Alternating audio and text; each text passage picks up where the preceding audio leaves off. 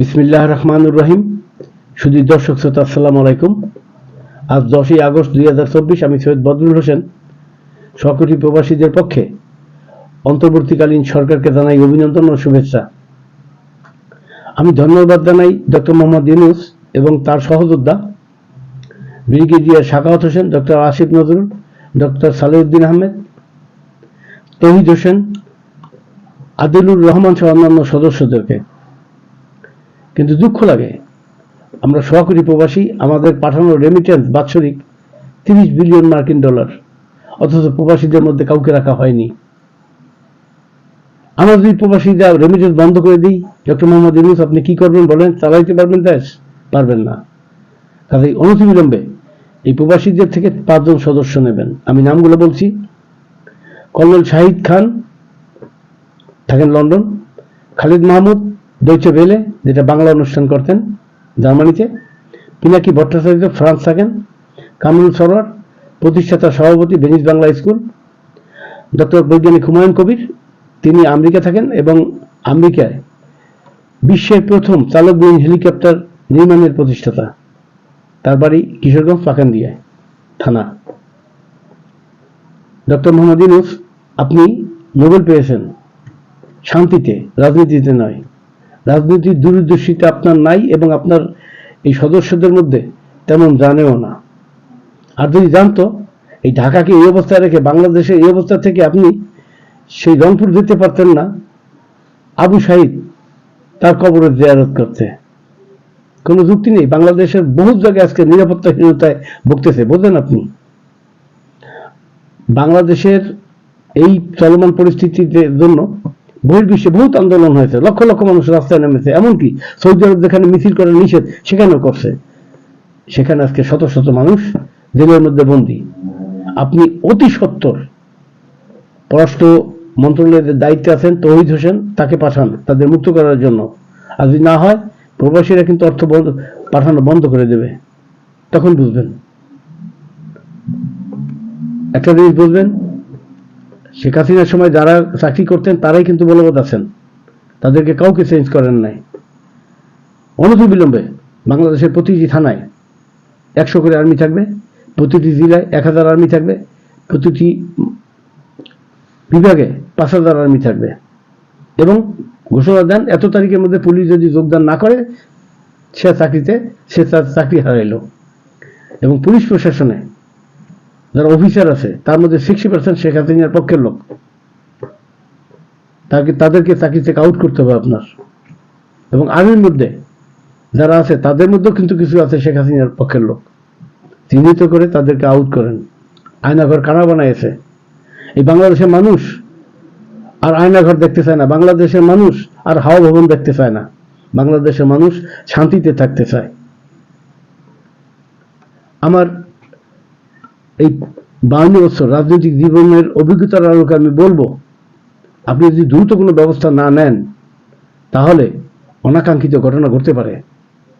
আমি একটা উদাহরণ দিতে চাই। 1975 সালের 15ই আগস্ট শেখ মুজিবুর রহমানের দুঃশাসন এবং দুর্নীতির কারণে তাকে হত্যা করা হয়। তার সপরিবারে যে আর্মিরা হত্যা করেছিল তাদেরকে ফাঁসি দেওয়া হয়েছে। অথচ ওই সময় সেই আর্মির ট্যাঙ্কের উপরে, ট্যাঙ্কের নলের উপরে মানুষ মালার মতো ঝুলছে। আজকে আপনার সরকারের যদি অনাকাঙ্ক্ষিত ঘটনা ঘটে কি করবেন আপনি বলেন? কিচ্ছু করার শক্তি থাকবে না।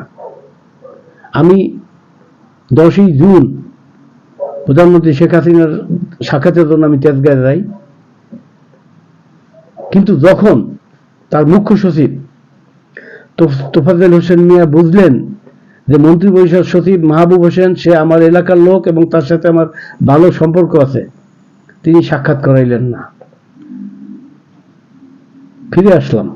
অথচ বাংলাদেশের 53 বছরের ইতিহাসে মাহবুব হোসেন একমাত্র লোক যার মধ্যে কোনো দুর্নীতি নেই।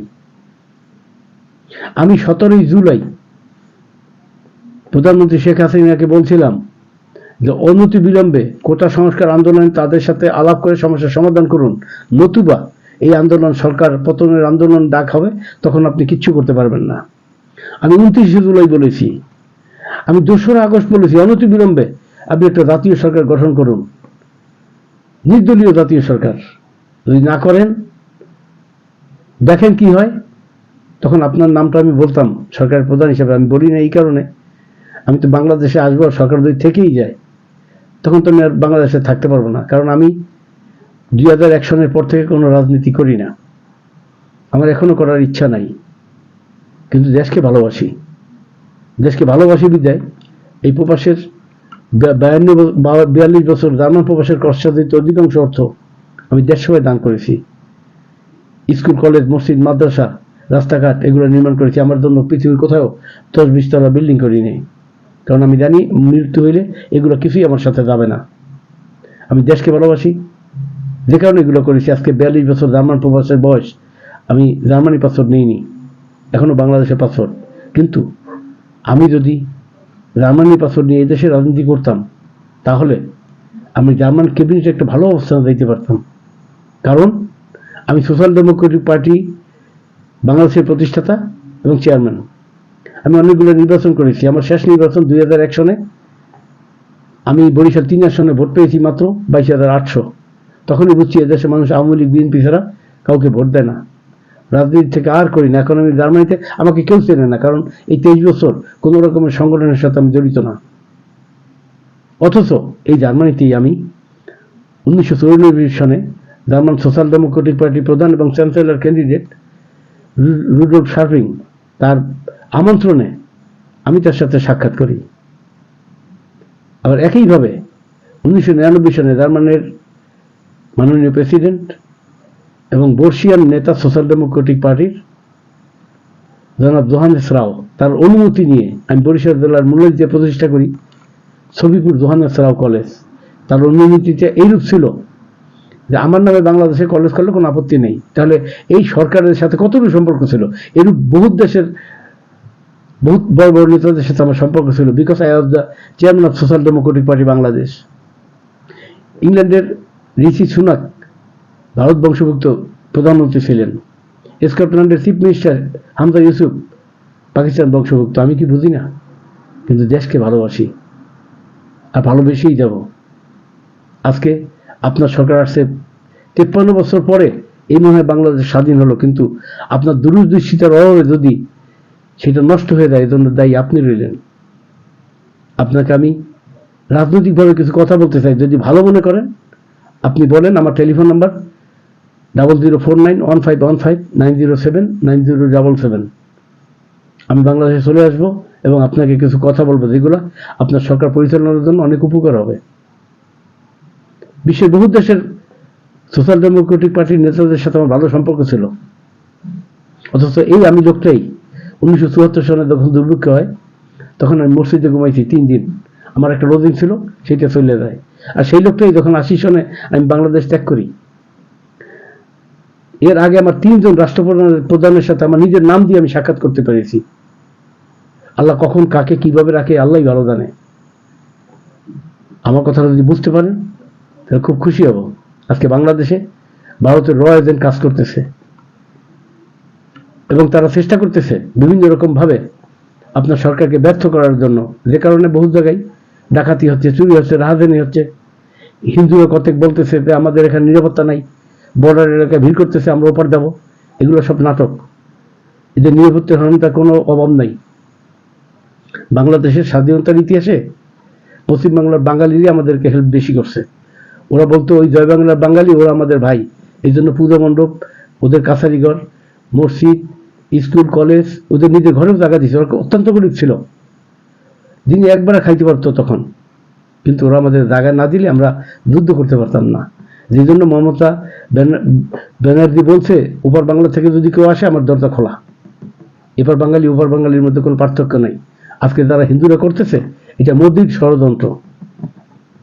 যদি মোদি মনে করে যে এইরূপ দেখাইয়া যে হিন্দুরা ওখানে নিরাপত্তা অভাব আছে, এই কারণে সৈন্যবাহিনী পাঠালাম, কিন্তু সেটা মোদি ভুল করবে, তাহলে ভারত খণ্ড খণ্ড হয়ে যাবে।